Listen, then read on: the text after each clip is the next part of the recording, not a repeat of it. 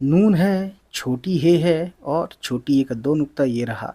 नून ज़बर नौ, छोटी है और छोटी ये हो गया नहीं।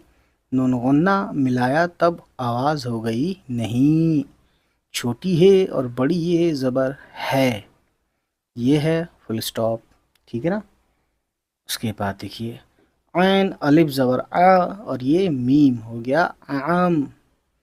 तोय वाव ज़बर तौ और ये रे हो गया तौर।